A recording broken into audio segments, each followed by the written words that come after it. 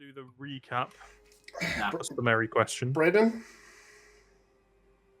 All nearly killed each other. That's good enough for me. Okay. We weren't So even an close. We altercation can come with each closer. other. We can come closer. We went into some weird little place where no one could figure out how to do anything until I woke up. I figured out the first one. Thank you very much. Took you fucking long enough. Shut up. Barbarian. I don't think. So yeah, we started off the session. I killed Jermaine. Baffled That's Bez. the big one. Baffled Bez. And then Pigly resurrected Jermaine. Got some information out of him. Then we headed to the Deadlands to bury Dennis and decapitate Jermaine. I then sent Crazy on with Jermaine's head to the Iron Cage. Then we headed to the Catacombs, struggled for a while, and we nearly killed each other a couple times in between. And then we met Diggsy. Pretty fast for me. You killed each other as well before you even went to. Well, you nearly killed each other. Yeah, before no, you that's went what I'm to Paradise. Just don't open the door. Yeah, you just don't want to, man. Just not open the door. Yeah, that's where we left off, boys and girls, ladies and gentlemen.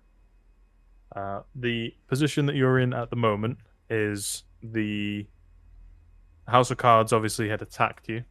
There was a hit out on all three of you. And the aim of going to Diggsy was to try and find out who had put the hit on you, but also just generally gather some more information about the House of Cards. And the exact moment that we left off, you guys had sat down with Diggsy. So, yeah, at this point, you guys are just sat just ahead of Diggsy, and he's handed out the drinks to those of you who are sat with him. There's a couple of figures looming in the background, off doing various tasks, and he just he sits back, hands wide open, and as he says, "So, what do you guys want to know?" I mean, first off, would be nice to know if you've ever heard of something called the Aguilar. The Aguilar. Yeah. I've heard of something like that in the past. It's like a historical document. Does that help? Where did you hear that name? I'm going to pull the note out that I got off Luther's body, and show it to Diggsy. Okay, it takes a second to read over it. And by him taking a second, I mean I'm going to find out what I wrote on that note. Okay. He takes a look at the note and he says, "This is from." Did you tell him where you got it from? This note. So I'll just go. I found this on Luther's body, as I hand it to him. Luther's body. Okay. He gives it a quick scan. He says, "Who's Kitch?" One of our associates from Varlin. Okay. And the Veiled Nexus? That's what we don't know a lot about. If you've got any information on them, that'd be also a great help. I'll see what I can look up. The Aguilar, historically, I think, in the old text anyway, was it was like a boat that carried the first settlers into Anoria. I don't know what link that has to this or to these people. The Havanas, they're kind of I don't know what the word is. Superstitious? Yeah, let's say superstitious. They often look to historical terms to try and justify some of their plans. So Aguilar taking people or settlers to a new place would indicate to me they might be trying to leave. So you say they're looking to try and justify their means through religious ways. Not exactly, but they tend to well, yeah, not legitimately justify, but they use it as like a scapegoat. Right. Okay. What can you tell me about the Havanas? Do you know who their leader is? Yeah, Havanas, they're led by a guy called Vincent Cortez, or as he's known on the streets, El Serpiente. Now, I suppose you know they operate out of Felltown. Yeah. Did you say Serpiente? Yeah, Serpiente. Okay. Fair The enough. way I was setting it up is that the Carluccios are like Italian mafia, and then the Havanas are more like Mexican mafia. Okay. Cartel. Cartel. Fair enough. Do I have any other questions? Seconds. Do you guys have anything you want to ask him? Braden? Nope. Dan? I'm gonna. We're like a table, yeah. Yeah. I'm gonna slam my fist on the table and go, Digsy, Tibsy, Bibsy, whatever the fuck your name is. Why is there a hit on us then? Why is there a what? Oh yeah, shit, of course, obviously. Why is there a hit on us? So what my friend here is saying is that obviously the House of Cards were hired by somebody. Do you have any idea who that might be? Not as of right now. When Diggsy's asking you, or when you're asking him who put the hit out, he kind of leans forward now as he's trying to explain some stuff to you. The lamplight that's close is sort of casting shadows across his scarred face. He sort of says, you know, the House of Cards back in the day and today actually, they only accept hits from the nobility. Okay. So a regular individual wouldn't be able to just put a hit out. They're expensive, but they're worth it. And so a lot of criminals, a lot of us regular underground types, they want to make use of this. And so when we were above ground, or should I say when I was above ground and I was running Cutter's Gate, we had a little system set up where I would steal the identity of a noble and then submit the hit. House of Cards would complete it. The noble goes AWOL underground.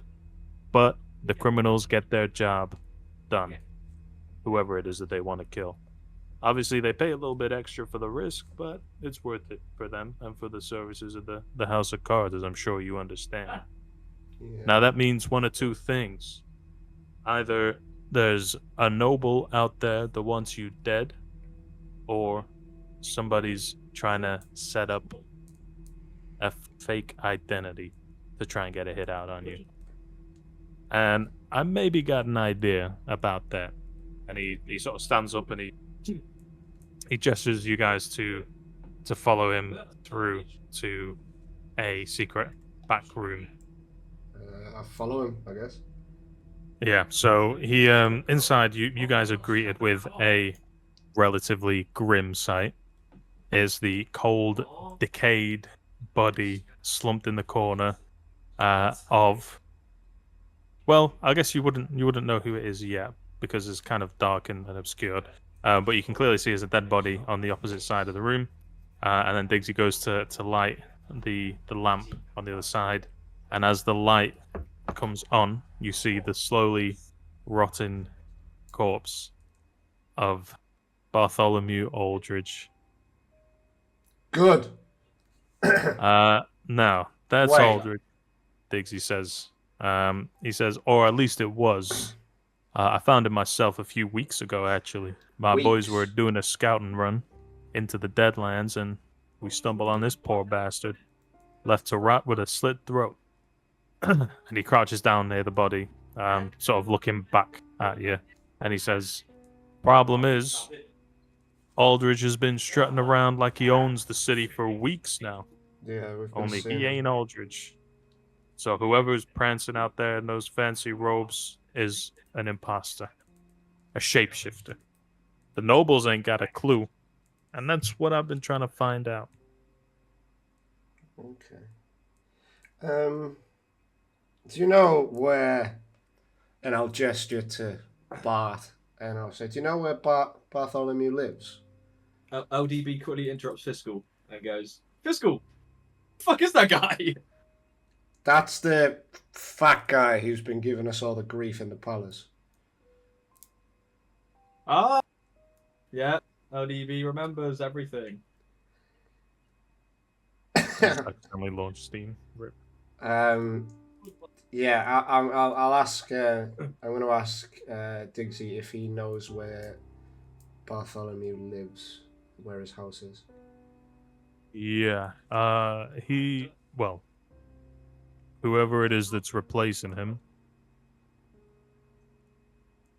lives in the Vale, more into the Royal Hood, but it's on the northeastern side. There's a street called Golden Grove. We'll check it out. Also, are you aware? Obviously, you've been underground for some time now. Are you aware of any like underground temples? Any places that have got like quite old-looking statues of deities? I mean, beyond getting access to the actual noble quarter, I don't spend too much time exploring the catacombs. If you want to try and find it, you're more than welcome to explore, although I wouldn't necessarily recommend going in there if you don't know the way. Very easy to get lost. Yeah. Okay. Is there any chance that you could potentially have a look for us? I could Oh, send some people. Yeah. If you could, that'd be a great help. Keep it between us, of course. Of course. Um, I don't have a lot of agents spare, so it'll be slow going progress, but I'll get someone on it. That's okay. I've got Go. I've got a couple more questions. Sorry. Just my first real source of information in a while. The refugees from Varlin. There are some friends of ours that were kind of roughed up during the siege. Have you heard any rumblings of where kind of the upper kind of ranks of Varlin are being housed? From what I know, they're all being kept in the same area, Right. Okay. just out of Cutter's Gate. I don't know anyone being given special treatment other than those who need medical aid, in which case they'd probably have everything set up in the actual encampment. Okay. And if they required medical aid, they'd still be in the encampment, yeah? Yeah. If the nobility have promised, extended stay, then they would have sent out some doctors, make sure there's no plagues or epidemics starting from there, that kind of thing. Okay. Question, Bez. How old is Diggsy? Diggsy would probably be about mid-50s, maybe? Okay. From what you can tell, he doesn't look... He looked a lot younger from when you initially saw him, back when you were younger yourself, and it seems like the last few years have obviously taken a toll on him. So he looks a lot older. He's still as sharp, but visually, yeah, he looks a lot older. Diggsy, do you know who my dad is? Do I know who your pops is? Yeah. I had an inkling, but I don't know. Can't you ask your mom? She took a lot of clients back then. I'm not entirely sure she'd be aware herself. Oh, that's true. Yeah, she was a special request, huh? I don't know, dude. I can maybe put a word out if you'd like, or if you want to keep this between us. No, fuck it. I'm not a shy guy. You can ask about. So, Who are you thinking? So I had an inkling it was potentially Claude Voss of the Sapphire Crown Collective. I don't know if you're familiar. Damn. Yeah, I know those guys. Claude's a fairly recent addition to that party, though. He wasn't always there. Well, where was he before? Do you know? He came from out of town, Oh, yeah. from Alvernia. Ah, okay. No, I don't know. Yeah. But I mean, if you think it was him, I could always, like I said, send out some feelers. We're not always right about these things, but if you could look into it, that'd be a great help. Okay, no problem. Cool. And last question, I promise. Sure. Do you know where my mother goes when things are getting a bit heated at the Black Lotus? Because I am trying to locate my daughter. You have a daughter? Ah, yeah. Sorry, forgot to mention that part. Yeah. Fuck off. Okay. Yeah. Do you remember Annika? Oh yeah. What's you call it? Annika was pregnant when I obviously was in a dungeon. Yeah, turns out I've got a daughter named Isabella. She seems quite nice. Okay. Hey man, I'm happy for you. Again, I don't know where they might go. The only place I could think of that would be safer than above ground would be here, somewhere in the catacombs. Okay. But there ain't many places like this. And he gestures to the room that you're in. Now that he mentions it, you know, when you're looking at the tunnels, a lot of the other catacombs are just tunnels with, you know, ladders leading up out into somewhere. Not a lot of actual rooms like this. So, Dixie says a lot of these places just walk straight, take a right angle turn, that sort of thing. This room here is a little bit of an outlier, so there's probably other places like this around the city. I just don't know where they might be yet. No, that's fine. Cool. How long have they been gone? A day, maybe 2. Okay, that's fine. That's usually regular amount of time. Yeah, well, I think some things started to kick off at the Black Lotus, and they decided it was best to not hang about. But yeah. Also, would I be right in assuming, correct me if I'm wrong, that the House of Cards, they reside at the Silver Coin? Nobody knows where they reside. This is what I'm saying. When I was running things down here, I just had an inside contact. But when it all, well, do you know the story of what happened? No, I've heard bits and pieces, but He says he pulls out a cigarette and lights it, and then takes a drag before continuing. As you already know, the House of Cards, they're the big fish when it comes to noble assassinations, that sort of thing. I found a way in, and this was through a contact that I had, but the contact knew that I couldn't formally request any meetings, so they would send me a location. I'd go there with the fake identity, you know, shaped as somebody, and then order the hit on behalf of the criminals. And then it takes another drag. Last big job that I set up was on a high-ranking member of the Havanas. We stole Noble's identity, cleaned it up nice. It was all ready to go. Carluccio's crew, through my connect, was gonna move in. It was a big move. But then everything went sideways. His eyes narrow a little bit. He says, the Noble's identity got exposed. Thought it was a setup, you know? Someone inside gunning for me. Turns out, though, And now his eyes sort of look over the crew and then back to you. It was the job that you were on when you got caught that mucked it all up. Phiskal, you and that rat Jermaine got tangled up in this without even knowing. Diggsy then stands up and starts sort of pacing back and forth in this relatively cramped space. And he says, the Havanas, crafty bastards that they are, set up a double cross. Jermaine, unwitting as he is, handed over the fake identity of the noble to the House of Cards assassin. And just like that, it got cancelled. Whole thing was a Havana ploy to sabotage Carluccio's next big move. And what did that do? And he sort of spits out into the ground at the end of that sentence. He says, gave the Carluccios enough reason to muscle in on Cutter's Gate, pushing me out. And he stops pacing at this point and he takes another drag.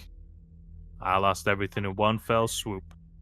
My foothold in Cutter's Gate, House of Cards connection, all gone. That's how I ended up down here in these damn tunnels hiding like a rat. But I've been planning on my comeback ever since. But see, I don't have the muscle to go toe-to-toe with the Carluccios, not yet. So I need the Havanas to feel the heat and push them into making the first move. And he pulls out a map and he sprawls it out on a nearby crate. He's like, my plan, we stir the pot enough to get them feuding, and I want a full-scale war between the Havanas and the Carluccios. While they're all distracted, I strike. Either take out the Commodore himself, or blow up one of their warehouses sky high.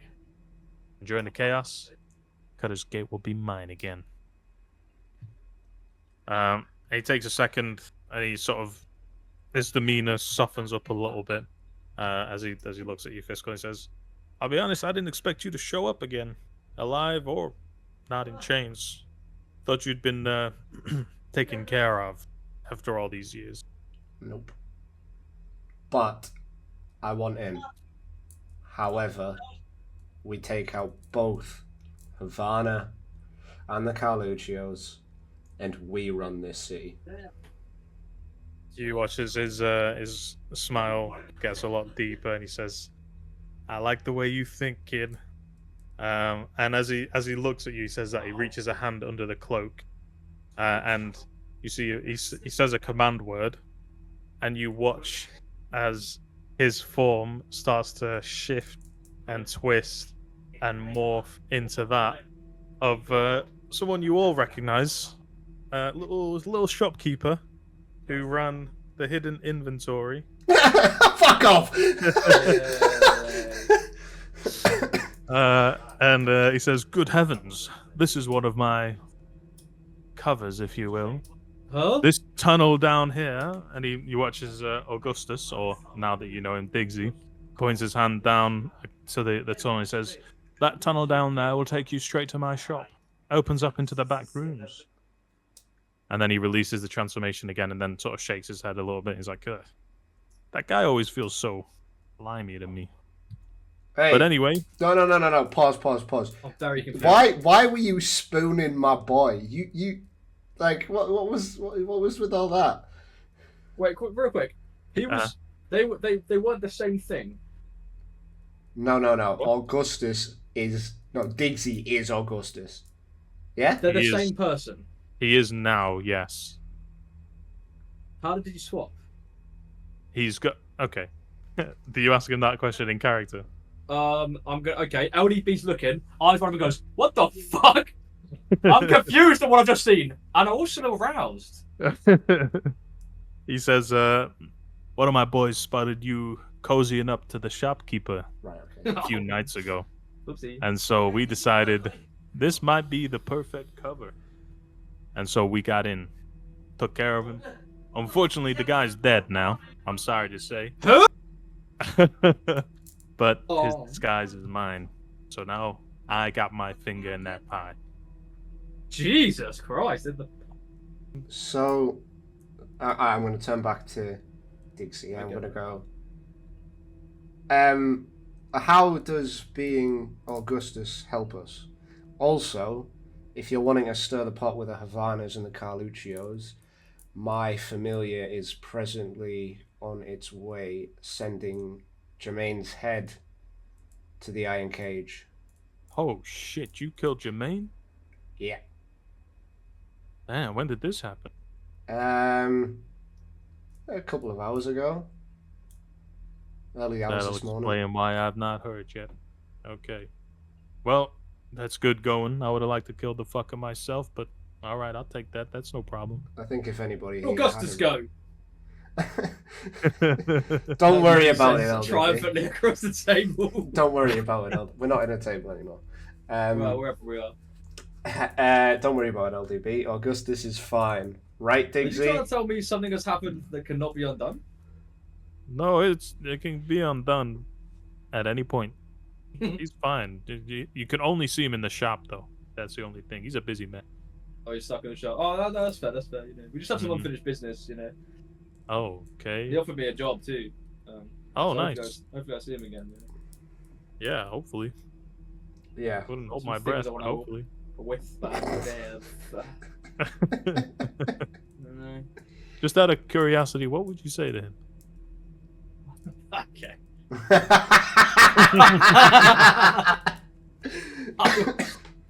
I would go up to him, okay, and I'd get real close, like I'm doing with you now, Diggsy, Okay. and I'd brush the hair from his ear. Don't Just touch me. Lightly. Oh. Okay. Do you want? Are we going to make this real or not, Diggsy? Hello. Hey, I'm asking for an explanation. I'm not asking you to act it out. It's all in the act, Diggsy. It's all in the act. Okay. All right. You Just know? don't touch me. Okay. I'll just get close then. LDB, please don't seduce Diggsy.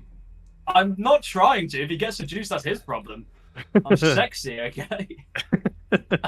Okay, buddy, and I'll pat you on the back. So I would do this, Diggsy, okay? I hope you're listening. I hope your ears are wide open like the arena right now, okay? Uh-huh. Oh, wait, the arena? And I'd lean in and I'd go, Hey, my big buddy boy. Okay, I've heard I'm enough. okay. All right, okay.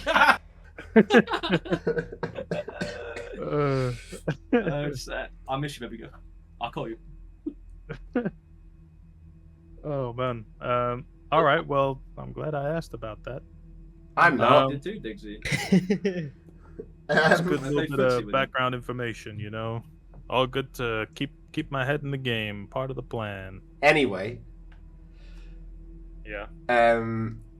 yeah, so I don't know if killing Jermaine would spark some sort of feud, but I don't know if it'll spark a feud.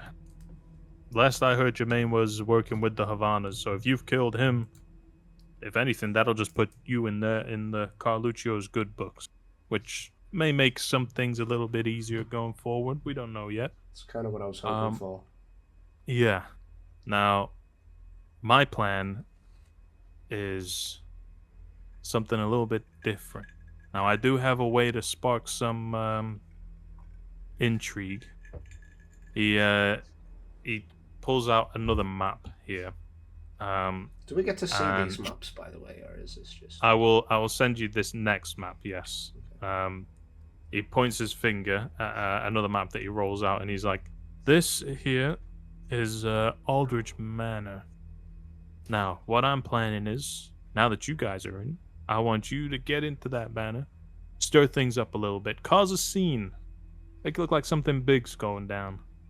And while you're at it, you'll plan a few of these." And he pulls out a small pouch from his pocket and tips it over. And sprawling off the table, there's several silver pins that clatter onto the table. Each of them are engraved with the insignia of the Carluccio family.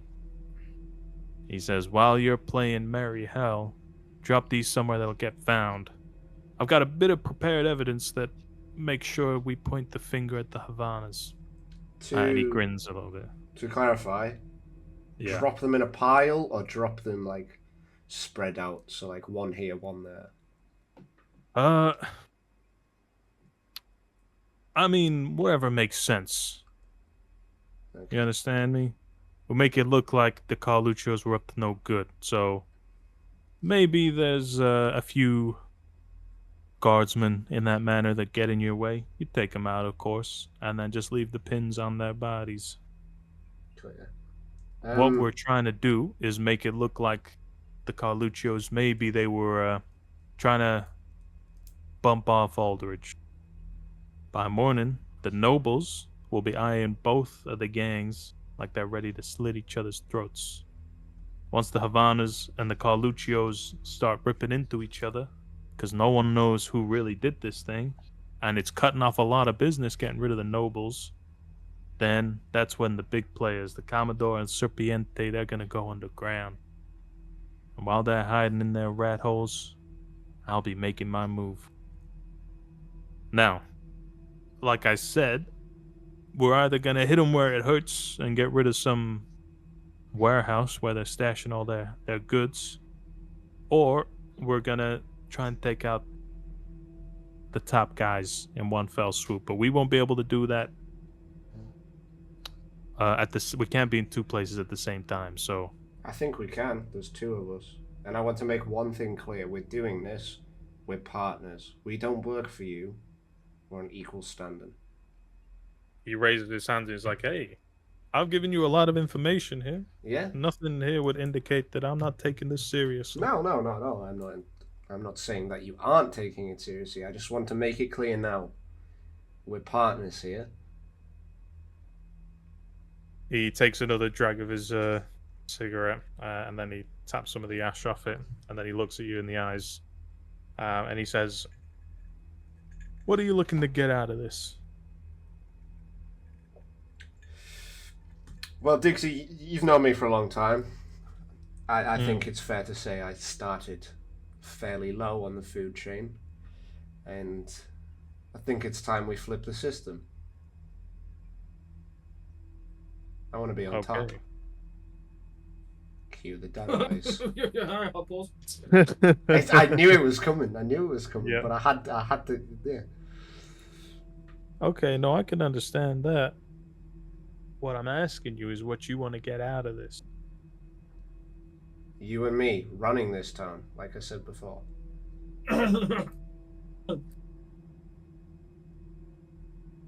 We're gonna get you your Sky Ridge Mountains back, dude. Don't worry. LDB has a request. What is LDB's Go ahead, big guy. request? How are we going to make LDB a superstar in the cage pit? Oh, don't you fighting worry. place? If we can get rid of the Carluccios, get rid of the Commodore, that fighting pit will be all yours. That's all I ever wanted, Dixie. I mean, you could go down there and fight right now if you wanted to. I could. You're right. Maybe I will. But I will say this. If you want to be partners here, I need to know that you're going to be around. You understand what I mean? I get what you're saying. I do. And for the foreseeable, we'll be here. We've definitely got some business here, at least. I can't guarantee I'm going to be here 100% of the time, though. That is where we'll go for like maybe a 60-40 split. However, it's us. It's not you and me. Because my associates here, they're from other places of Anoria. So, I mean, the world is our oyster. Because the DM has put a lot of time into this, so... Give me a perception check. Perception... I'll give you a perception check of 23. Okay. You can see as you're saying as you said those words that your associates, from the surrounding, the world at large, etc. And you might have to go explore 60-40. You can tell that a lot of the figures in the back, from the context of them tuning into this part of the conversation, are in a similar boat. These are all people that have come to work for Diggsy from different places. You also gathered that his interest in Kitch also might have been similar, because if his longtime friend Luther thought that Kitch was smart, and to avoid him, he's going to want to try and take him under his wing for a similar reason. So it's like as you sort of putting these pieces together, Diggsy says to you, "Sure, I sympathize with that. I would be amenable to a 60-40 split, but you have to understand that money won't come straight away." No, that's fair. How about I introduce you to the man that you were so interested in earlier, Kitch. He's a man of good character. He has certainly been helpful towards us in the short amount of time we've known him, and he had the trust of the Hunters Guild of Valin when it existed. He says, his eyes sort of light up a little bit. He says, "Well, I don't have too much room for a good man, but I could make some room for someone who's got certain talents." He's got talents. Trust me, I can vouch for him on that one. He says, "Okay, I'll make that trade." He slides you the pins and the evidence on the table. The map itself is double-sided. There's 2 floors to the Aldridge Manor. What the fuck is that fucking thing? Oh, looks suspiciously like a battle map. How curious. I have to say, Diggsy, your map's very intricate. Takes another drag and goes, "Not my map. This is a map that was given to me by an informant. Hence the quality." I wouldn't expect anything else. Can this informant help with our issue? What issue? With the plans for Aldridge Manor. They can leave doors unlocked for you if that's what you're asking. Yeah, that would be a good help. Bez, what time is it now? Sorry, is it like afternoon, evening, night time? Oh shit, I don't even know what time it would be. We're on the ground, baby. What's the matter? Because if we take a long rest down here, we can go see the refugees, go No, see I how did not Falara's sleep doing, at all. go speak to It was a Kitch. literal cousin's dead. Cheers, mate. What? Fair enough. Yeah, we can go That's speak it. to Kitch, we can go speak to Falara, and the fucking what was her name? Evelina? Elena. Elena, that was one. She's a rose, isn't she? No, that was Liliana. Liliana, yeah. She's still a rose, I take it. She was pretty much dead the last time you saw her. She was a rose. I'm convinced Danvar's going to be the fucking BBG. The amount of fucking memes I've been seeing on Instagram. The amount of memes I've been seeing on Instagram of the bartender you met in session 1 turns out to be the fucking bad guy. I mean, Danvar wasn't too pleased with how things had turned out by the end of that. It's a shame. Not to say that he's, like, against you guys or anything, but the last time you'd seen him and spoken to him, he was pretty caught up. Although it was pretty LDB fresh. don't care. Okay, done. I was feeling like bad for the guy. Like at the end of that session, like when we were talking to him and stuff, I was kind of there feeling, oh, poor guy. I got so invested in his emotional state all of a sudden for no apparent reason. He was a helpful guy, yeah. Emotions are for gays. But yeah, what time are we on? Is it like evening? Let's say it's evening now, yeah. Okay, cool. To be exact, 9:40. Okay. Seems like 2 minutes away from normal time. Cool. So I'll take the things from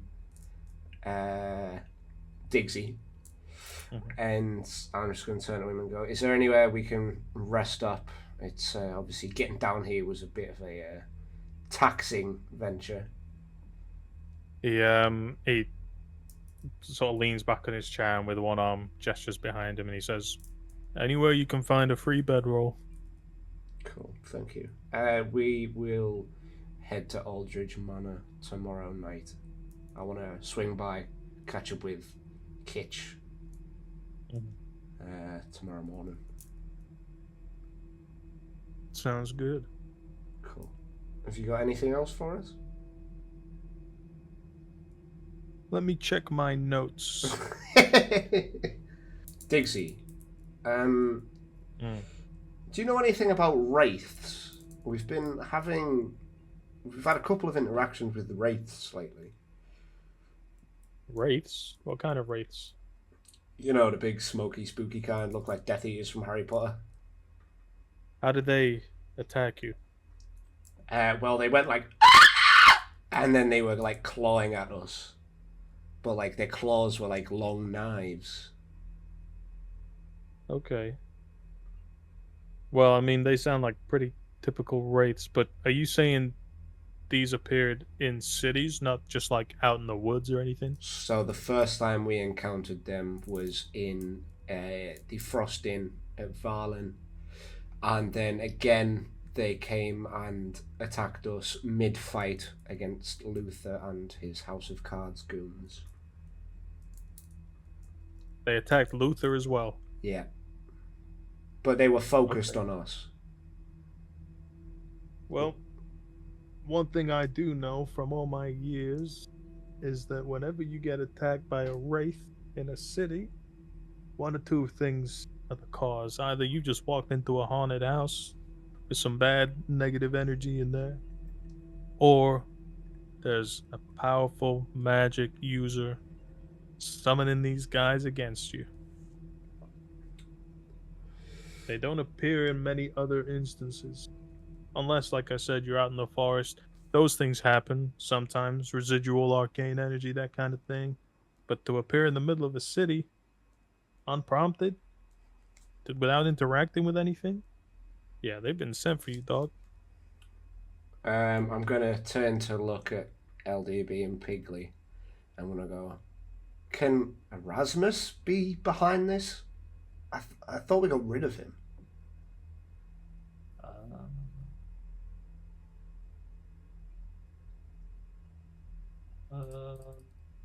I don't know. Pigly? Uh. Good. You know, I was looking at Dan's little picture while he said, I don't know, and it was the perfect. Perfect. LDB looks at profile Crystal pic. goes, who the fuck's Erasmus? The guy from the top of the tower. What tower? You remember the He's the tower one who with the killed unicorn? I remember the unicorn, couldn't forget that. Yeah, that tower. Oh, right, yeah, the fucking magic man that spoofed. Yes. I got him. The one that gave me magic stone. Yeah, He that gave you a one. magic stone. No. Yeah, gold stone.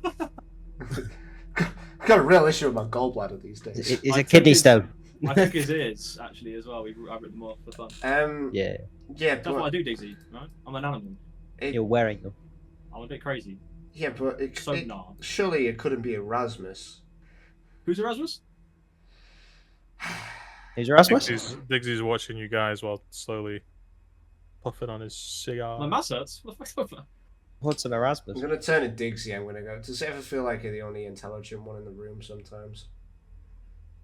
In this room, for sure, yeah. Dude, ouch.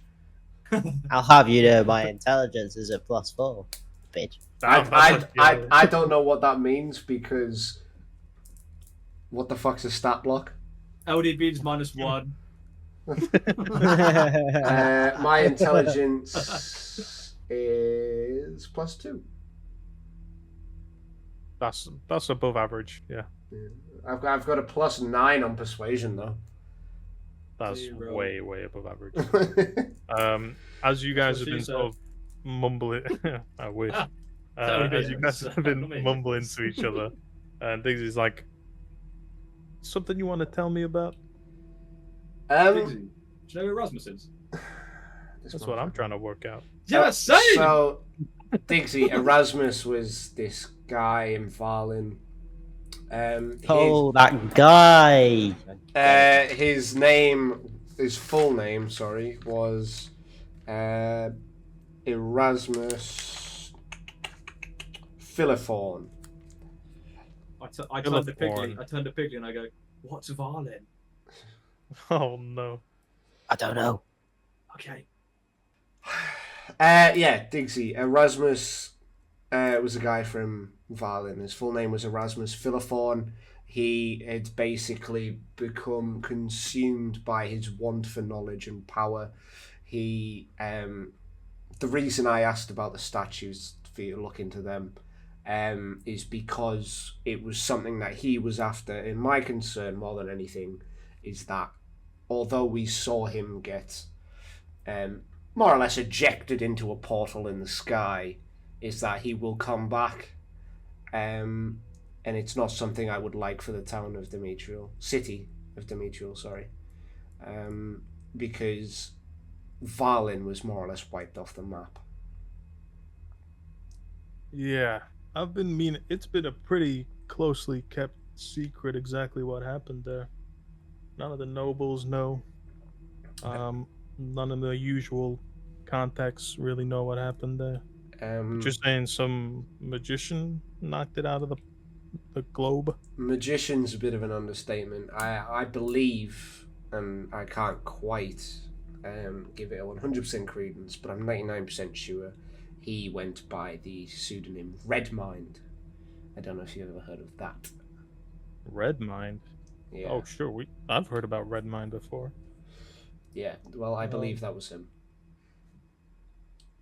What did you say his surname was? Philophorn? Philophorn, yeah. One of the founding families of Valin.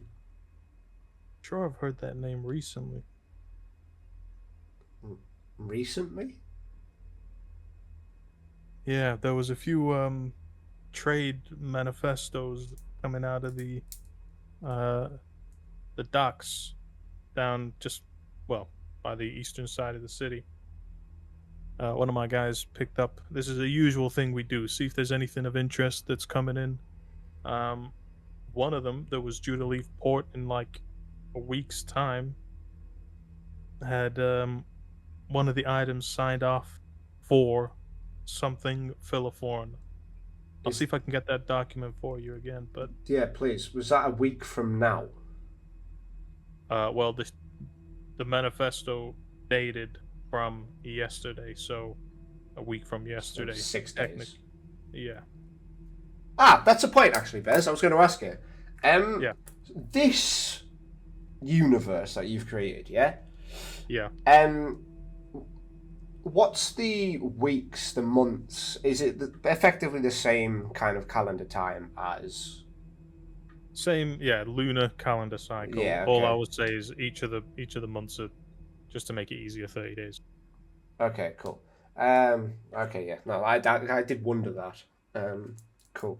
So yeah, 6 days from today. Yep. Cool. Now that was from what I remember anyway, the manifesto was a lot of arcane components being shipped out of here, along with. Oh, okay. Now things are starting to take place. This was along with some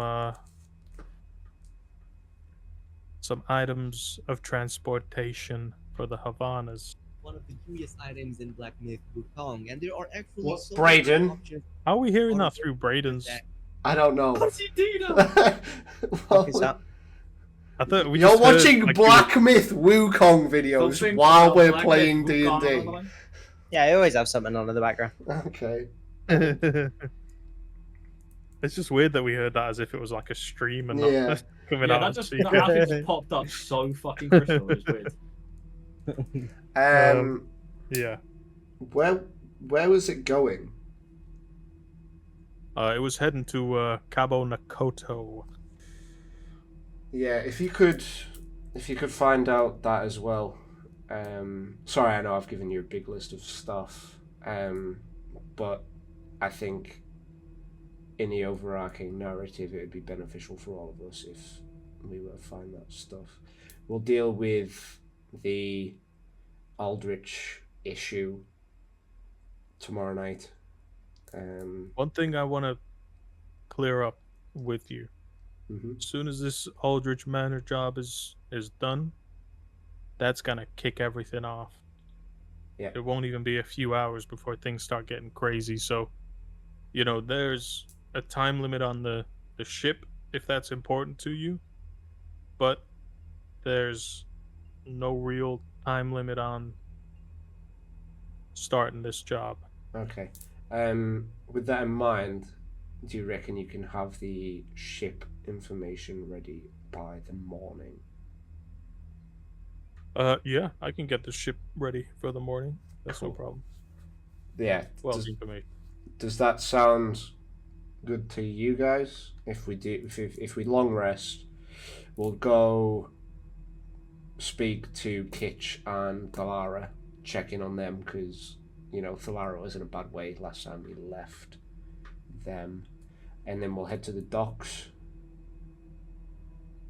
All right. Does that sound good, Yeah, fuck it. Brayden? Yeah. Cool. Cool. Yeah, we'll do that then, and then we'll see where we're at tomorrow night. Understood. Cool. You can rest here if you'd like. I probably won't be here when you get up. But if I'm not here, nobody's here. Exit is down this tunnel. Take a level. He explains it to you. We'll say, for the sake of expediency, he's explained it to you well enough that you'd know how to get out without having to go through the maze again, which will reset every few hours. Cool. And will the information be ready for us when we wake up?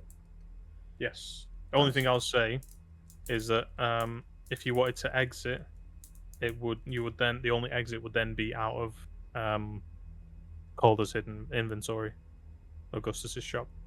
Okay. Well, he's dead, so we can see what free stuff there is. There will be no Free stuff. There will be no free stuff. Why? Because this is Diggsy's front. If you just take shit from there. Well, Okay, well, I still want to do it. What the fuck? You've not Bez convinced me. really went, you guys want to heist this shit? Well, fuck you. I'm going to put a master thief in as the shop owner. Okay, cool. Yeah. Well, shall we long rest then, gentlemen? Yes. Phiskal. Look. While you are meditative, Mm-hmm. Pigly and LDB would like to play D&D. And they actually have decided to wait till you're asleep to vacate the premises. I've never gone for a smoke again. Don't worry, you can hear all that. Okay, guys. Yeah, what do you want to do? How do you want to do this? So I'll wait. I'll get up first. Notice that Fiskal's asleep, and I'll give LDB a little nudge. Wake up! Wake up! God, he's asleep. Oh, right. Okay. Yeah.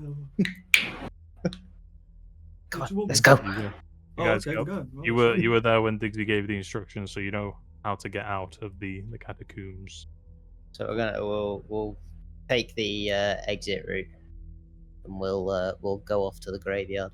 Give me a perception check just while you're going through the exit. Yeah. Both of us. Yeah, both of you. 18. Damn. Which I always one's get good this? rolls, man. 15. 15. Okay, yeah, both of you would notice. There's as you guys are walking through the catacombs, there is an individual behind you. Yeah. So yeah, you guys spot a figure just far enough Like in off the- your visual Behind us, or acuity. like- Yeah, okay. from the So we way do- that you came. So we do notice that, or that doesn't. You know that there's someone there. You don't know who it is. You just know there's a figure following you through these catacombs. That's a very, very long distance away. Pigly, I think someone's following us. We keep going. Fuck it. Hello. The figure stops. And then as you Okay. guys carry on walking, It's you don't see the figure. Oh shit! Hey Pigly, the figure's gone. At least that stopped him. Hopefully he doesn't follow us. Oh, I'm cool with that. Fuck it, let's go before he catches up. You guys, oh, there goes the mic. Okay, you guys make it to the exit now. Basically, what you're looking at now is a ladder that goes up to a very cramped hallway, which is a short staircase, then into a trapdoor, which opens into the back room of Calder's hidden inventory. Do you want me to go first, Pigly? Yeah, probably be a good idea. You guys make your way through to the shop. There's a set of instructions on there on how to navigate the various traps that are in the room. God, shit. So I will say you guys roll a athletics check. Yes! I'm first. Fuck. I'm in the room first. So. I've rolled a 21. Oh god. Excellent. Depending on your roll, Pigly, maybe I could pick you up. 17. Thank fuck. Okay. Okay, good. You guys cleared it. It's got minus so 1 on left. it gives you, surprisingly, the security in this shop is far more complex than just the runes that you'd sniffed out. There's patterns that you have to follow to the actual tiling on the floor so as not to set off like fail safes and triggers and have fireballs raining down on you. There's also hidden illusory strings that, if snapped, will sort of shutter parts of the merchandise to hide them away from people. Nonetheless, with those spectacular rolls, you guys managed to make your way through the shop and exit out of the front door, carefully closing it behind you. Yeah, so where is it you guys would like to go to next? Okay, Pigly. Well, I don't need to whisper anymore. Okay, Pigly. Fuck me. First of all, I'm tired. Second of all, where are we going? What's the place? Dead Man's Land? Yeah. Yeah. We'll go. Yeah. We'll go in there. You lead the way, my man. Yeah, Sound this very way. easy. Yeah, easy for you guys to navigate along the streets. You've been here long enough now to be comfortable with getting there. You make your way through Cutter's Gate, and then through to Dead Man's Land. Now, where is it that you're trying to get? Graveyard. Okay. Any graveyard in particular? The one where we buried Dennis. Okay. I hate you. I'll say from where you from where you guys are, it will take you. Well, the journey through the catacombs, through the the lower portion of the upper area of the city to that area of the Deadlands will take you about an hour and a half. So, yeah, you make your way there. You're now stood as you sort of trudging through the thick mud of the Deadlands and the horrible stench permeate. Well, actually, to you, Pigly, it'd be nice to smell. I'm But- like, ugh. Yeah, you're now stood after hiking through the thick mud. You're now stood in front of the makeshift burial ground of a one Dennis. LDB, I need you to dig up the grave. Oh, okay. Yeah, I could do that. No problems. Yeah, Quite a you shallow guys grave, get to right? work. Give me okay Was it a shallow for grave, or was it? what's that? Was it a shallow grave or was it quite a deep? It was roughly. It was shallow. You don't need a thick grave in this environment, but yeah, Cool, I'll cool. say now. Usually, digging this up would take about an hour. That's how long it took you to dig it up before. So, if you want to give me an athletics check again, 20. 20, not 20. No. Get in. Okay. I would say yeah, it'd take you about 45 minutes then. On a 20, as an exceptional roll, it would take you about 45 minutes to dig up the grave. Cool. Phew, fuck me, how's that work? What was I doing that for, Piglet? 1 second. I kind of just do what you want me to do, really. Let me have a look at my actions a sec. Pigley says as he's thumbing through an ethereal fucking spell book right now. Oh, he's animate dead on Dennis. Okay. The Dolanvar whirs to life as that low, sickly toll emanates, and as the power spreads from the Dolanvar, it starts to seep into the long dead body of Dennis as he slowly begins to twitch and then rise under your service. Friend! Piglet, when the fuck did this dude go? He's my new friend. Oh, his friend? Oh, okay. You accidentally decapitated him. Hey, friend, Right. hit him on the back, and his head just goes plonk. Donk. Yeah. We need to get Okay. back before Phiskal wakes up. Oh, okay. Cutting it close. Yeah, you really are. You guys now with the body of Dennis shambling behind you. Is there anything else you want to? Can Dennis walk as quick as this, or should I carry him? What do you think? He definitely won't be able to walk as quick as you. Pigly, should I carry our little friend? Yeah, we need to get back as quickly as we can. Okay. Do you want me to carry you two? I reckon I could get the I speed. could stride myself there. I have no idea what the fuck your plan is here, but I don't like it. Yeah. So you guys desecrated the corpse of one of my best friends. Desecrated. I said what I We're gonna said. don him out. Can we go? When we go, right? Should we? I've got a plan. Now you guys running back, basically. Yes. Yeah. Okay. Give me just a general another athletics. Anything below a 10 will start to slow down your time. Gosh. 18. Both of you got 18. I got 12. I got 18. Right, you got lucky, LDB. We'll say Dan because you're carrying the bodies. Yeah, it's taking you a little bit more exertion to get there, but nonetheless, you guys do manage to make it back in the hour and a half that it would take you normally.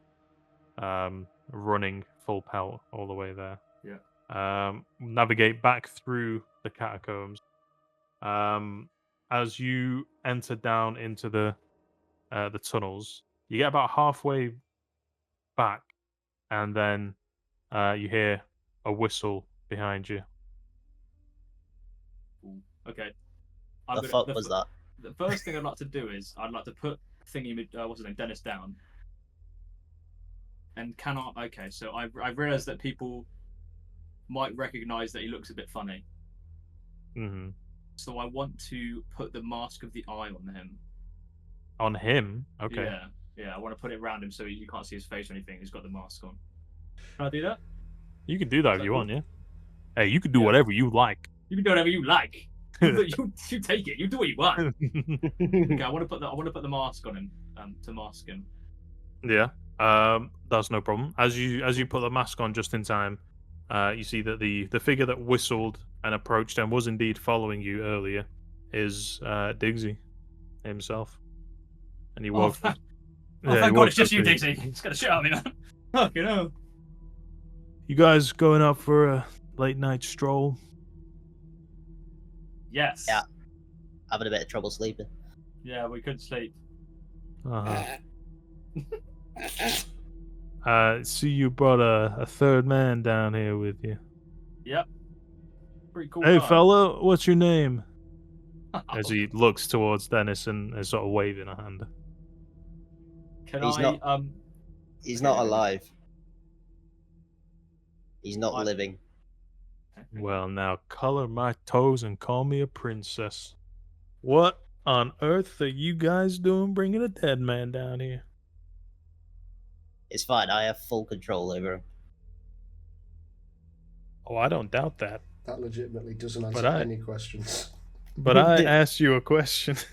I'm gonna look at Pigly and be like, go on then. Just trying to get additional people, just for when we need it. Comes in handy with some of the battles. Now look, you guys are friends of Phiskal, so I won't intrude, but just as you should know, this area that you've been going up and down on, it belongs to me. So just be careful what you're bringing in here. I'll look at you, Piggy, and I'll say, hey, maybe we should get Diggsy to look after him for a bit. Because as we know, Fiskal's going to wake up and, we might not be there. While you guys are sort of talking amongst yourselves, Diggsy says, just make sure you go back the way you came. And he points off in the direction you guys were heading. And as you both turn around to look where he was pointing, and he turned back, he's gone. So, yeah, Diggsy has seemingly vanished like Batman whenever someone looks away. How does he do that? Yeah. And you guys make your way back to Phiskal, with probably just about 5 minutes to spare. Okay, I'm going to Fucking quickly use my hat to open the door that we came through. You know that fucking the weird room. Oh, you don't have to do that anymore. I don't. It's the You've trap's gone through. You've gone. No, the traps are still there, but you've gone through the shop again, down through the catacombs. So you've cut out the thingy. Yeah, but I want to open into that room. Oh, you want to open into that room? Okay. Yeah. Fair enough. Yeah. Right, I'll use my hat to open the door, and I'm gonna tell Dennis to go and hide in that room because you said there were loads of corpses and stuff all over the floor. So I'm gonna tell him to go and hide in amongst all the corpses. Okay. Yeah. And He'll and then obey your I'll, command. I'll quickly go. Quick, we need to go to sleep, Okay. and then Ooh, I we'll feel all rest. giddy. And then you'll long rest. So I've got 8 hours. I've got 8 hours to play with, is what you're telling me. Yeah. All right, cool.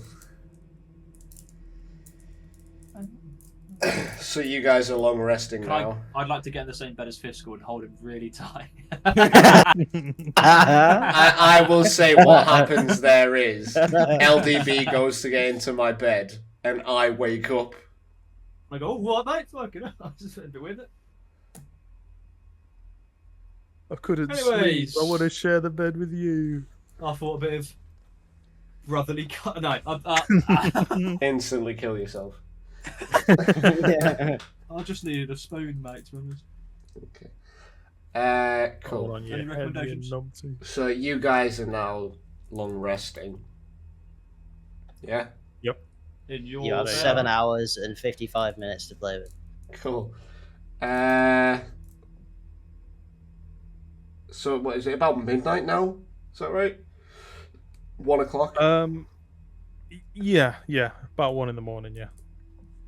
Cool. So I would like to. I'll make my way out the exit.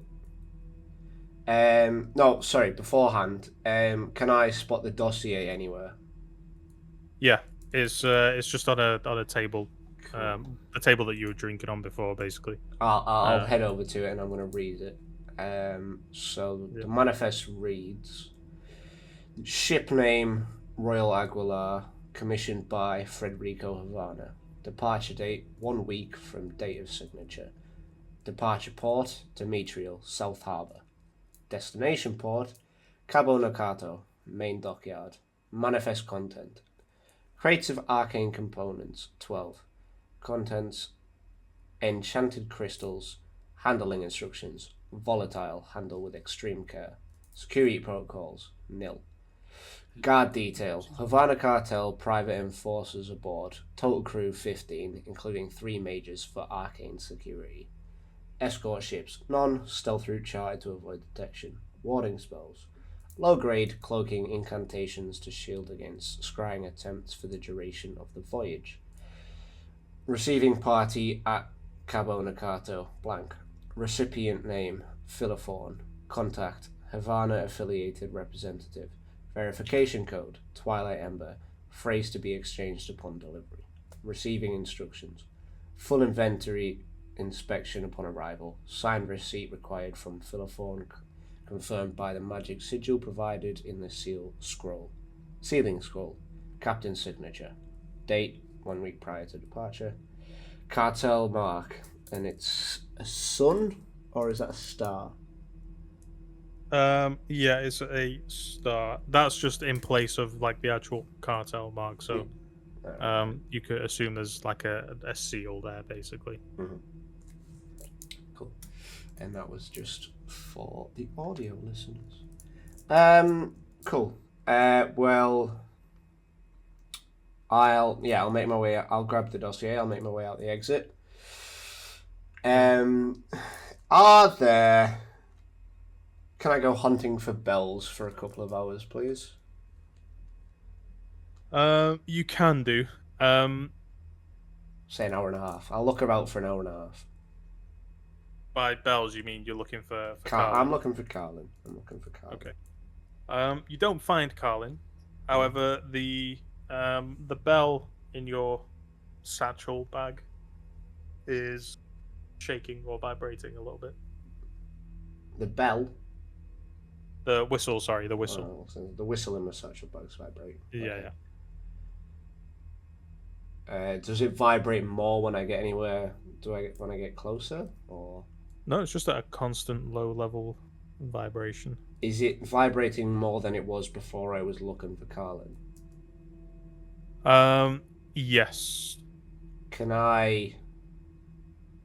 I'll pull the whistle out of my bag. Can I roll a check or something to? Yeah. So pretty much as soon as you touch it, you get a familiar sense of like an arcane connection, basically, as you are speaking in a cross-planar communication with a familiar voice, the voice of Carlin. So the voice says, Phiskal, Carlin? I have not yet secured a foothold in Demetrial. I fear our only contact will be through this arcane channel. Is there no way to connect to the outskirts? My particular temporal magic requires a strong arcane hook, which I had through the Zen Garden in Farlin, but I've yet to find a similar level of energy in Demetrial. If it is there, it is very well hidden. Can you sense Can you sense any magic from Arendor at all? There is a faint trace. However, I can only feel what you feel. I'm connected and watching you through the artifact I gave you, the whistle, and your void mark. As you get closer, I'll make you aware. I was wondering. No, I'll save that for next time we meet in person. I have a inkling that we may end up at Cabo Nakato at some point, so I'm not sure if you already have a hook there, but if you don't, maybe start looking. I do have a hook there already. Yeah, cool. Called it.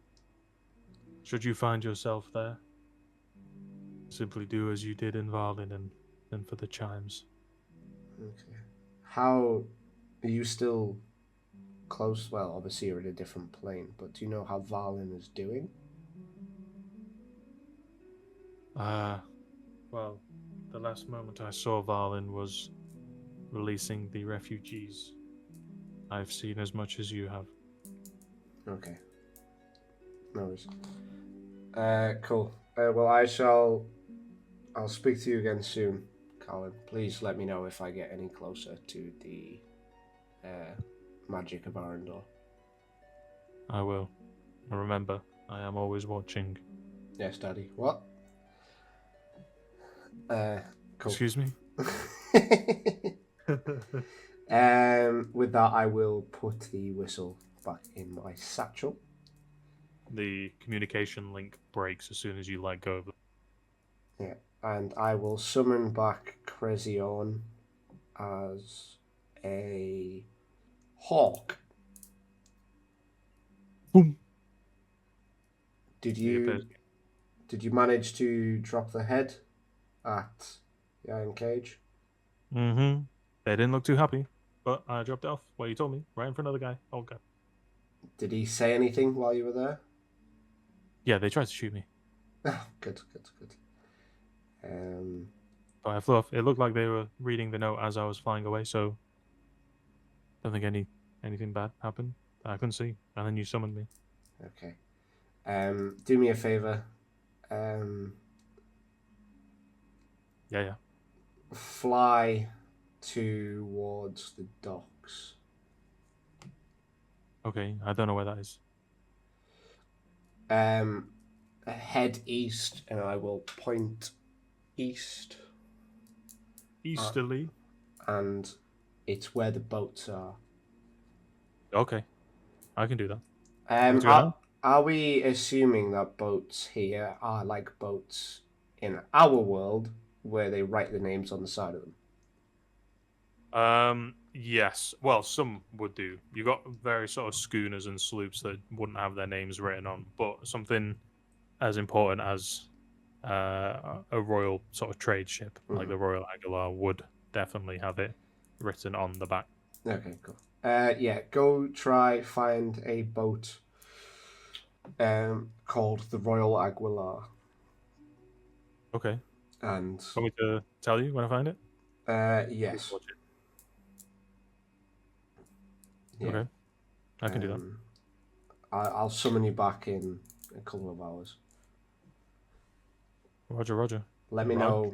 Look for anything specific, such as amount of men, incoming, outgoing traffic, that kind of thing. Mm-hmm. Okay. Cool. I can do that. I'm gonna go right now, and he flies away. Cool. And with that, I would like to make my way to. I would like to make my way towards the refugee camp. Okay, you can do that. It is currently very late, so there's a few like watchmen on post at the refugee camp. A couple of fires lit, but looks like mostly everyone's asleep. I will go up to the nearest watchman, I guess. And I will say I'm looking for Thalara or Kitch. All right. Who are you? Phiskal Schlongding, and I will pull out my what's it called? Royal certificate. You can see as the guard, before he looks at it, he sort of takes it and swipes it off your hand and gives you like a look like, all right, here we go, here's someone else. And you watch as he starts reading it, his face sort of grows a bit more pale. He's like, excuse me, sir, I didn't realise it was you. He hands it you back and sort of bows his head a little bit. And he says, the masters, Thalara and Kitch, Thalara's been unconscious, as I understand, for some time. Kitch hasn't returned yet. When was Kitch last seen? Break of day. Where was he going? He left towards the city. Any more information? Or is that the best you can do? As much information as I have, sir. Terribly sorry, sir. No, it's okay. Don't call me sir. I don't need that. Take me to Thalara's my tent. lord. He will sort of nod to you. He goes off to the guard to the side of him and just gives him some information, basically keep him on watch. And then he guides you through the tent. As you're walking through it, the last time you were here, it looked pretty rough, but now, you know, it's been a couple of days. It looks like it's pretty... it's a bit more put together. Tents are still there, but, you know, less mud now. Things have been cleared away, clutter's been put away. There's a bit of boarding and like a central area for people to get food and warm up, that kind of thing. But they lead you off to like the back corner of the camp where there's some medical tents set up. And easily enough... Oh, yeah, go on. As we're walking, I'd like to ask the guard if he knows where Lena is as well. She is also in the tent up ahead. Neither of them have awoken since they arrived at Demetria. Okay. Jesus Christ, that was way louder. Okay. He takes you to the tent, and then he stands just outside it and lifts the tent flap for you to walk through. I'll walk through. Yeah. There's a couple of different rows of beds, but on the leftmost side, you recognise the long hair of Thalara, and close by next to her is the white hair of Elena, and they're both sort of just lay flat on the beds. look a bit gaunt. Both of them, skin's a bit pale. But from what the charters say on the like at the ends of the beds in a hospital, it looks like they're still stable. They're just either asleep, resting heavily, or comatose. Is the guard still with me? No, he stood outside the tent. Okay. I'm just gonna poke my head out the tent. Like it's very much a case of like when you poke your head through two curtains. Yeah, just like that. I'm just gonna go. Just a quick one. Did Kitch say where he was going? Obviously, you said he was headed towards the city, but no. As we understand, Kitch is the current leader of this group of refugees. So he's considered one of the elders, and if he has business elsewhere, we don't ask him. Okay, no worries, and I'll then just close the curtain. To be honest. Can I just? Is there like a healer or such that's kicking about? Not at the moment, from what you could see. Although, if you were to ask the guard, he could probably get you the healer who usually sees to them. I will do that then. Yeah. You go to the guard. He sort of nods, obliges, walks off to another part of the camp, and then returns with a short old man with sort of tan skin. He looks very weary, obviously being woken up in the middle of the night. His hair is stark white, slicked back, not attempting at all to hide his now receded hairline, but whatever hair is still growing, he's trying to take care of it. Sounds like Dan. Oh. You watch as the old man comes up to you and he's like rubbing his eyes and then with one hand he's rubbing his eyes, with the other hand he's covering a cloak over himself, and he's like, "Yes, you summoned me, master." Please call me Phiskal. As you wish. I was just wondering if you would be able to give me a update on Thalara and Elena's current condition. Well, the information we have, such as it is, we don't know much about their condition. We're keeping them fed and restoring them with healing, regenerative magics, but nothing rouses them from their sleep. I've not seen many cases like this in our field. Oh. Many cases, but you have seen some? Well, there are relative curses that work similarly, but we don't know much about the inciting incident to really make a educated guess. Okay. Stay here a second. And I want to go to... Is there a back entrance to the tent? No. No? Okay. I'll go out the front of the tent and walk around the side of it. And I will take the whistle out of my satchel to make communication with Kitch. Kitch? No, Carlin. Sorry. Carlin, yeah. To make communication with Carlin. Okay. It takes a while for the connection in the opposite direction to occur. But as you sort of hold it and you focus on it for a little bit, it starts to hum with a bit of energy, and the crystals on the inside glow. And then before you know it, you're speaking to Colin. He says, "Calling me so soon?" Yeah, sorry. I'm just checking on Thalara and Elena, and they seem to be not doing as well as I had hoped. They seem to be in some sort of comatose state, and I was wondering if you would know any which way that I could potentially help. Potentially, yes. How did you find them when you arrived at the top of the tower? They were chained up, and it looked like this crystal thing was siphoning their energy, I guess. It's likely that the crystal that was drawing on their essences, shall we say, cannibalized their life force. that part of them has died, or has been used or converted into arcane energy. The only way to restore that, one would imagine, would be through a specially powerful restorative magic. Cool. Any ideas as to where I can pull that restorative magic from? In the common tongue, it's called a greater restoration. Over the table, it's a 5th level spell. It can be learnt by artificer or artificer. I don't know why I said that so weird. Bard, cleric, or druid. You imbue the target you touch with positive energy to undo a debilitating effect. You know, we've got none of them in our class, right?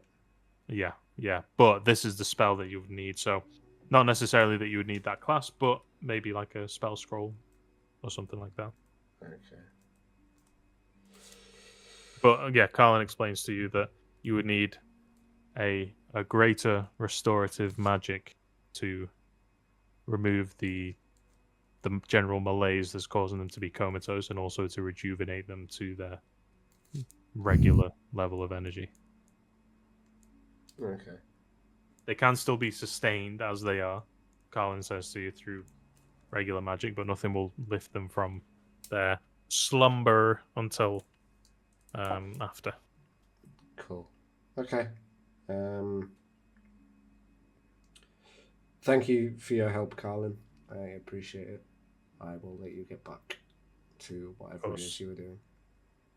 Just furiously beating off. Okay, but thank you. Dancer. Furious. Furious. I'm furious right now. With that, Beating my mate. with that, I will put my the whistle back in my satchel. Connection breaks. I will walk back in to the tent. Is the medic still there? Yeah, he's sort of leaning on one of the sort of the what would you call the load bearing pillars, I suppose. That's making up the tent, and he's kind of like tent stripped it pole. off.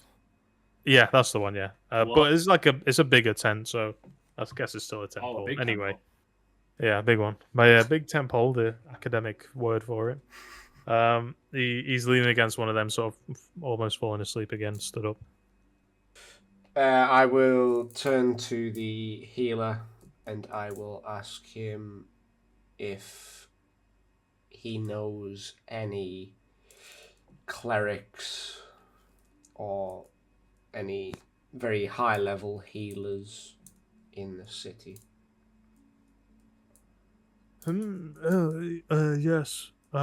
You could potentially go to the Temple of Balance within the Royal Hood.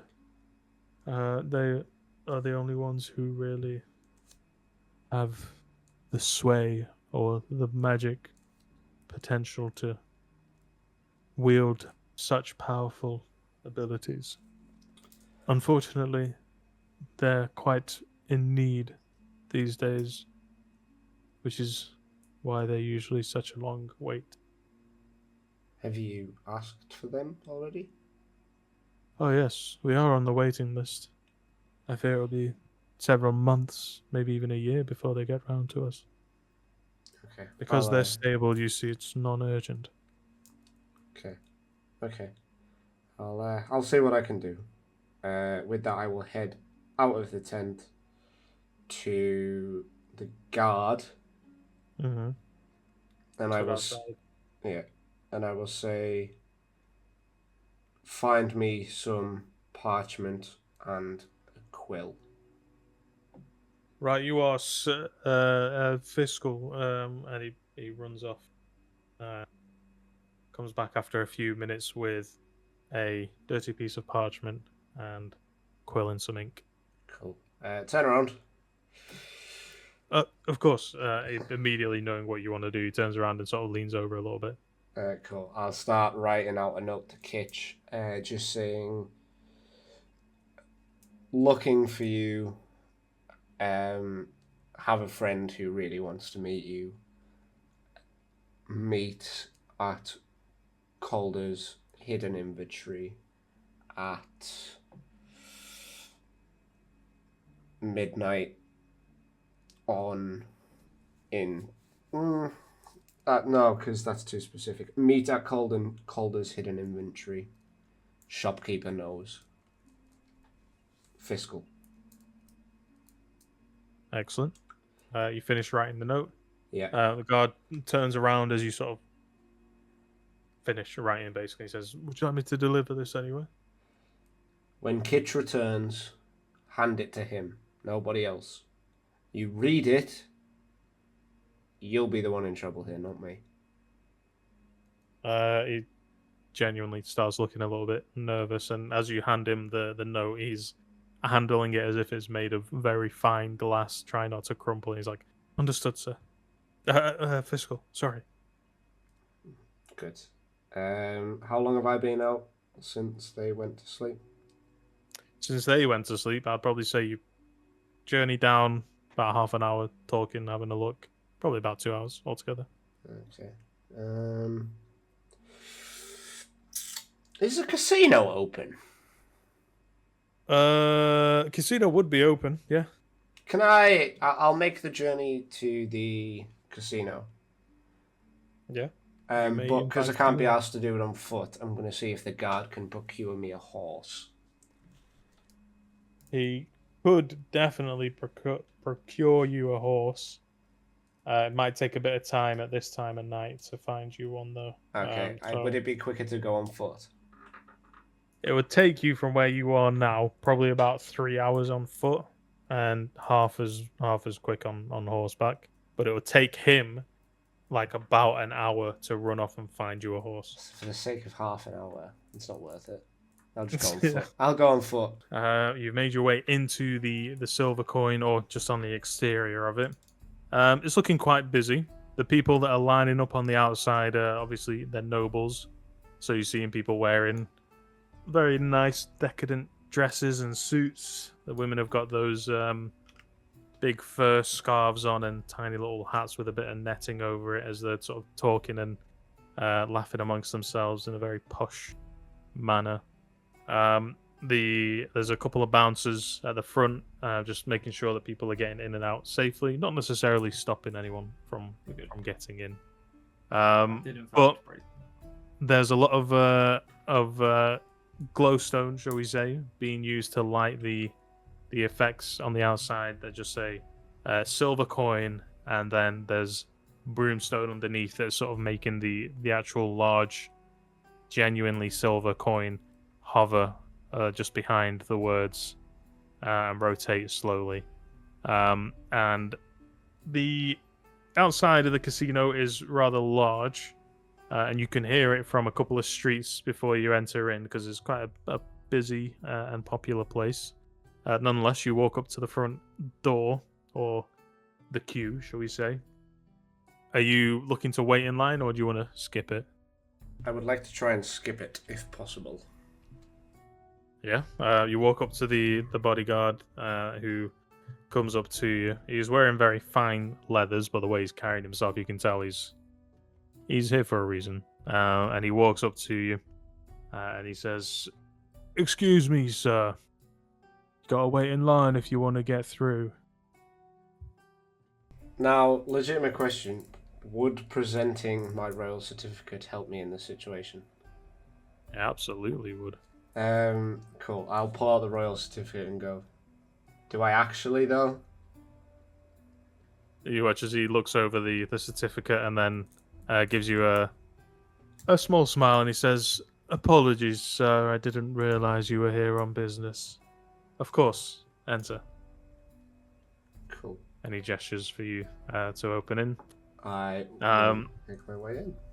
Yeah, you walk through. The casino is lively. There's a huge open floor down at the center, like in a depressed area, like a lower off area. So you have to go down some steps to get into the main area. But there's various tables, various games.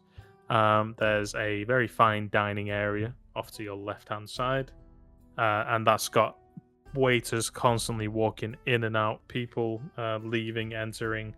On the right-hand side, there is booths that are set up for you gather more important meetings to do with either casino business or just business in general. In the chaos of a casino, it's easy to conduct some more delicate business, shall we say. But just behind that is a counter, or like a teller, basically, that you can trade coins for coins, gold coins, sorry, for the casino chips. And there is at the other end, so left-hand side is a dining area. In the center is where all the games are.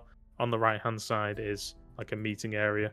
On the opposite end, sort of directly ahead of you, there is a sort of curtained off section, which you can't see through, although you can see there are two, similar to the outside, there are two guards posted at a small doorway there.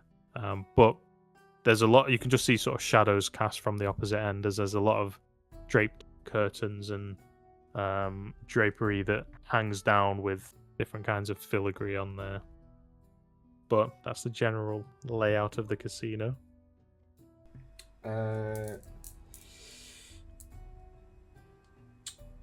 I would like to make my way over to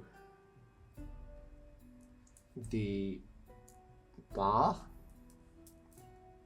Yeah, that would be over by the area on the right-hand side. Yeah, I'll make my way over to there. No and as I'm walking over to it, I would like to scout out any potential high rollers, shall we say. Sure. Give me a perception check. Cool, that is a 23. Wow, excellent. There's a lot of people that sort of stand out as you're walking through. Now, to get to the bit on the right-hand side, you do have to go through the section with the games on it. And you can see there's a couple of different people that stand out to you. One of them looks to be a tall man with a wide grin. The top row of his teeth are all golden. And he's got a gilded cane that he's holding onto on his left-hand side. There seems to be a bit of a crowd around him. He is making a lot of noise. As you actually walk in through there and into the area of the casino that's private, pretty instantly you notice that Claude Voss is there. And he's sat with who you recognize to be Mr. Bartholomew Aldridge. Oh, okay, so coming here was a good idea.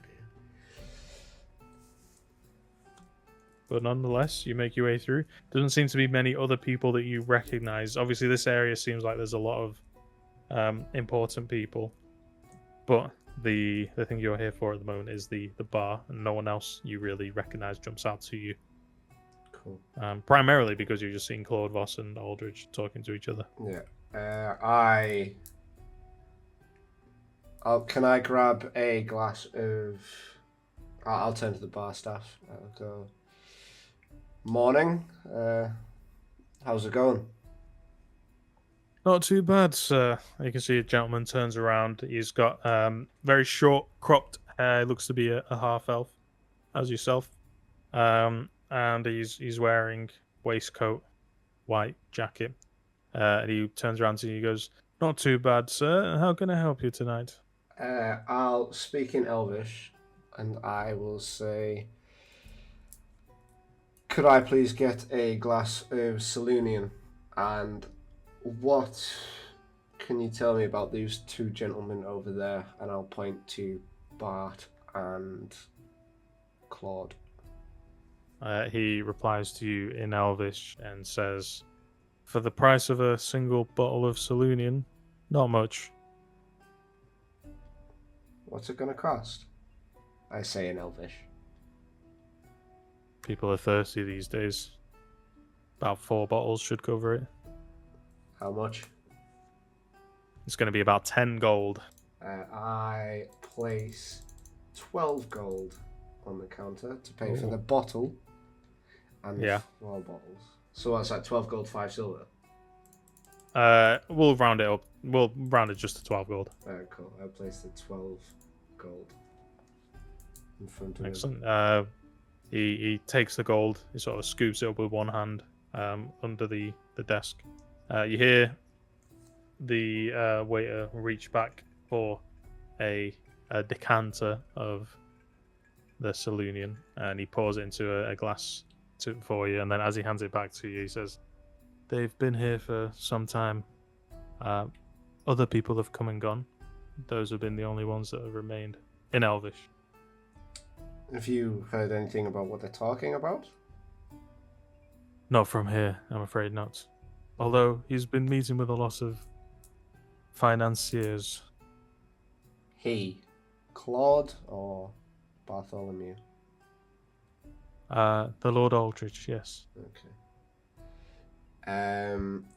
Cool. I will grab the. I'll say in Elvish. Thank you, my friend.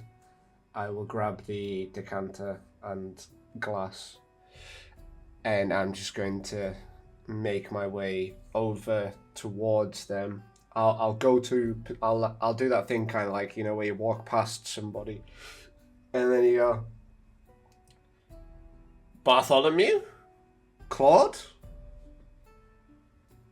it's good to see you, and I'll perch myself next to them. Which side are you sitting on? I will sit next to Claude. Okay. Aldrich looks at you with contempt, almost disgust on his face. He says, "Phiskal, don't you know it's rude to sit on an uninvited meeting?" And as he says that, Claude is looking a little bit overwhelmed, and he's like, "My dear boy, you can't just barge in on a conversation." I'm sorry, it's just you're the only two people I recognise here, so I mean, I felt a bit overwhelmed. This is my first time here, you see, so. I'm not surprised, Aldrich says. Not many of your type make it up this far. But it's funny you should come at me with such ferocity, considering I'm surprised you're looking quite alive and well. And I'll kind of just look at him inquisitively. Give me an insight check. Cool. Oh, that's a 6, baby. Can I use my luck for the day, please? On this roll, yeah, go ahead. You say that every time. What the fuck was that? It just, you know what? It's because it never seems like a good time to use No. luck, because it always seems like something more important might happen later. That's an 11. An 11. Which From what is you can tell, 5 more than it was. Yeah, there's a good use. It's not quite enough in this case. From what you can tell, his reaction seems to be immediate. Well, just the same leering sense of disgust, basically. Can I just drop my little wink? You can, and he'll sort of look you up and down as you do that, and then turn back to Voss, and he says, "Now that our meeting has been ruined, I think we should maybe reschedule for another time. Perhaps at the palace." And Voss goes, "Yes, I apologize for my friend here. He's probably just excited to be around." See, friend, why don't Sir, you know, please, but Mr. Sir Aldridge, why don't you join us for a drink? And can I roll That's persuasion with Lord. advantage? Yeah. Baby! Go ahead. Cool, so the first one was an 18, and the second one was a 14, so that's an 18, baby. 18, that was with all your pluses, yeah? Yeah. Okay. You can see gears are sort of turning in his head, and he says, "Well, I'm already sat here. Suppose one drink won't hurt. Barkeep, And you can see as he raises his hand, about 3 sort of waiters walk over to him, and he places another order for some wine, fine wines. Where did I leave the notes here? He sort of, as he gestures over to the waiter, he walks over and says, "Please bring us another bottle of Zescore wine." And the waiter nods and he rushes off. And then as the waiter's sort of going to get the drinks, he turns back to you and says, "Whatever did you have in mind to speak about, young Phiskal?" Well, I just felt like we've spoken a couple of times and we haven't gotten off on the right foot. I mean, myself and Claude here, and I'm going to turn to Claude and go, "You don't mind me calling you Claude in front of company, do you?" Well, I suppose not. Myself and Claude here have gotten quite well, all things considered. I mean, again, we've only met once or twice, is it? To my count, yes, once or twice. There you go. And I'd like to think Claude and I get on quite well. And it's a shame that you and I can't get on just as well.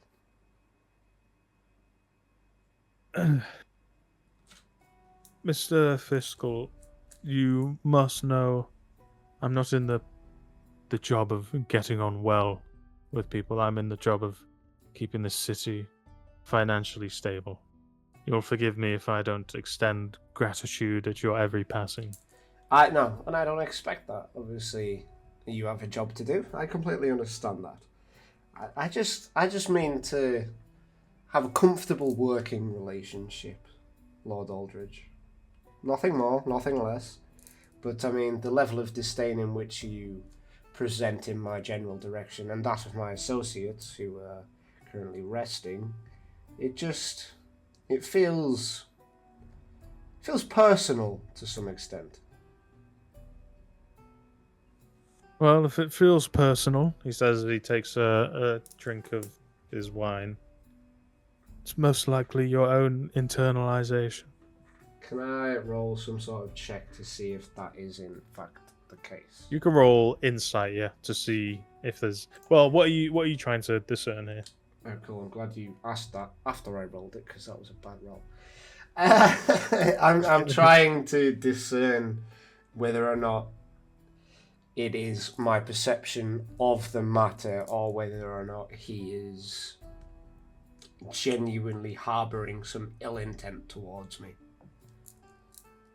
Okay. Yeah, I guess that would be an insight check then. Insight, Yeah.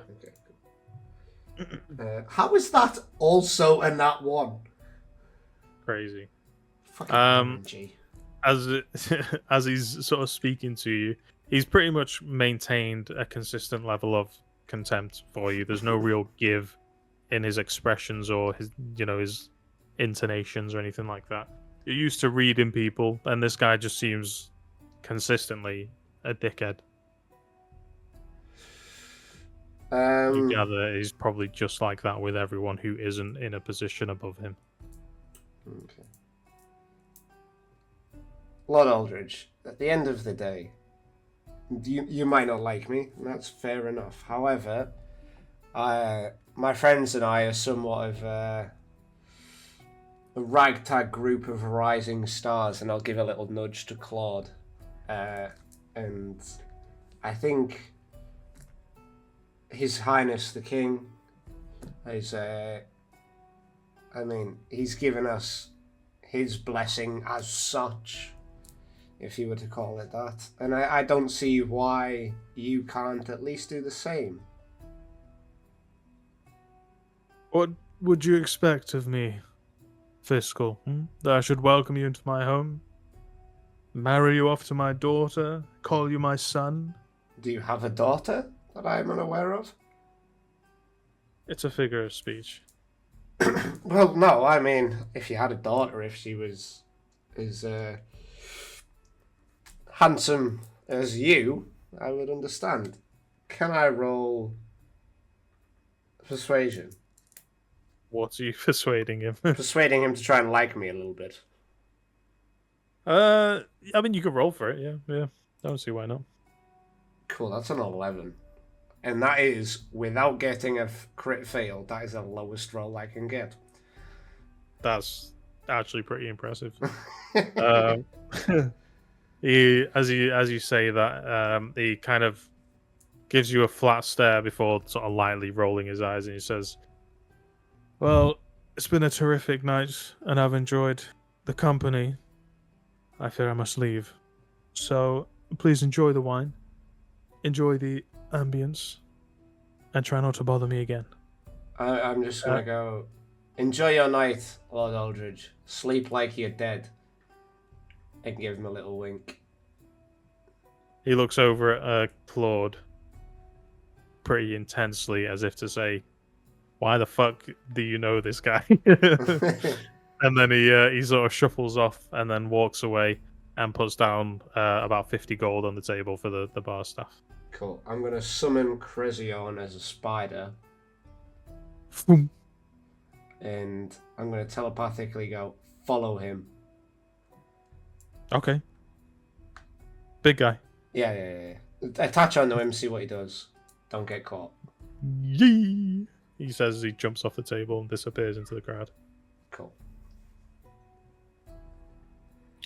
At which point I will turn to Senor Claude Voss. As he leaves and you turn to Voss, he's sort of leaning on one hand, tapping the table, looking at you.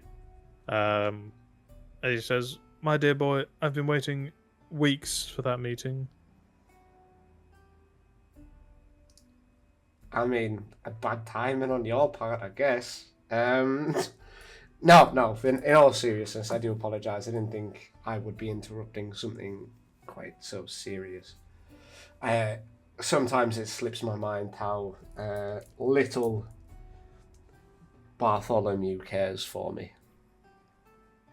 Well, like you said, I wouldn't take it personal. He cares little for most people below his rank. Yeah. And considering he has one of considerable power, that's most everyone. As he takes a sip of the wine. I'll take another little sip of my whiskey as he takes a sip of his wine, and I'll go, What is it that you guys were talking about? Care to enlighten a rising star such as myself? And I'm going to roll for persuasion with advantage, baby. Go ahead. So that's a 12, and that is a 16. 16. Okay. You can see he sort of, as he finishes taking a sip, he says, "Oh, it's nothing really. Political jargon. I was trying to secure a bit more funding from the state for the Sapphire Crown Collective, but it appears we might have to do that another time. What's brought you here, Phiskal?" Nothing more than a whim. However, seeing you both here feels like fate, almost. And as I say the word fate, I'm going to give a slight look upwards. Because obviously the Raven Queen, fate, all that shit. Well, yes, it appears fate is working against me this evening. See, I don't think it is. No? Can I trust you, Claude? As much as you're willing to. Like, would you maliciously get in the way of myself or my associates, is what I'm asking. Not unless it was to put me at harm, I suppose not. Can I roll some sort of check to discern whether or not he is telling the truth? You can, roll. It'll be insight to see if, basically try and understand behind their That's words. A 15.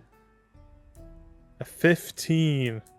For insight, it just sort of sounds like the way that he's speaking to you and the way that he's sort of explained these things to you is kind of as a politician, he never wants to play all of his cards, and you get the sense that he is holding something back here when he answers that question. But you have no idea, obviously, about what he's holding back or why. Hmm. But you get the sense he's not telling you everything with that statement. Um, Not necessarily lying to you. Care to tell me the truth? I mean, we've gone through some things together. I think I helped you gain some level of footing with the king. So I think it's only fair that we be honest with each other. Can I do my thing and roll for persuasion? Yeah, go ahead.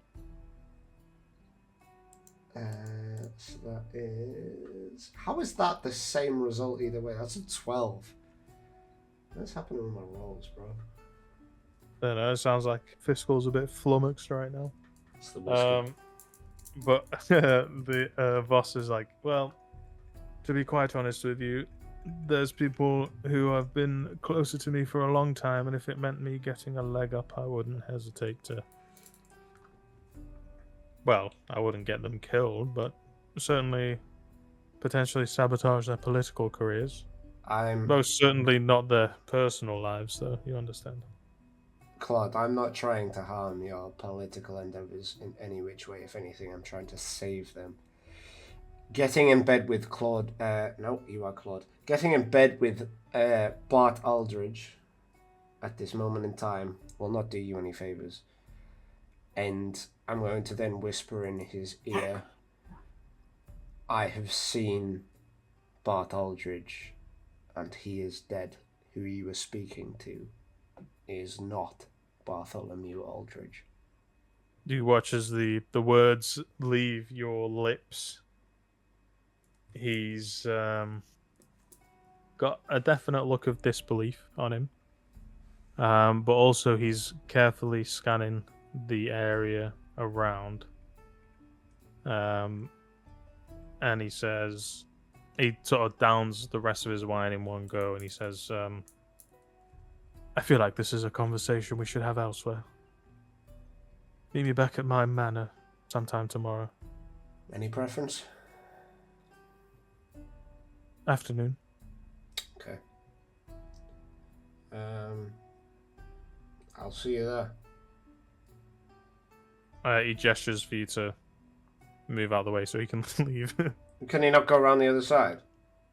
No, the booths are against the walls. Oh, right, so it's like 2 and 2. Yeah. Got you. Wait, if I knew that, I'd have sat next to fucking Bart. I thought it was like a semicircle. No, I'd have blocked him in if I knew that was the case. Cool. Yeah, I'll let him out. What game was that guy playing? The one with the crowd round him?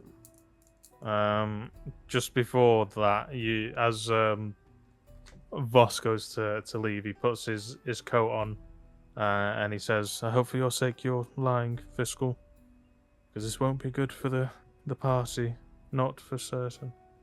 And he sort of storms off into the night.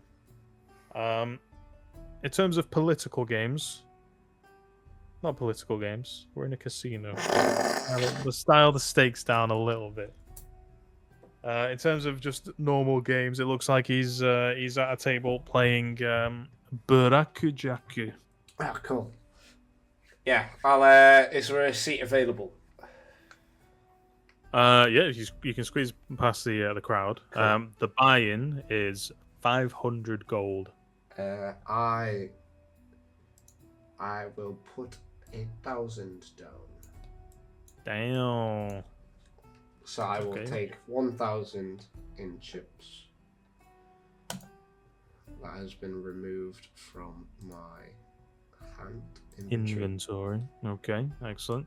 Yeah, you sit on the opposite end of it's like a standard sort of semicircle table, and you sit on the opposite end to the dude, and he watches as you sit down and put the 1,000 gold down, and he says, man, I guess they're just letting anybody in here. Clearly, because you've been sat here for a while. Oh yeah, and I got a whole lot of chips to show for it. For now. You never know what hand the dealer will draw for you. And he gives you a look as if, yeah, fair enough. And then, yeah, the dealer comes back around. In terms of how this is going to work, not actually playing. We figured this out before, but I can't we? remember what we said. Was it a D10 or something like that? 2 D10s? I think so, yeah. I tell you what. Let's call it there.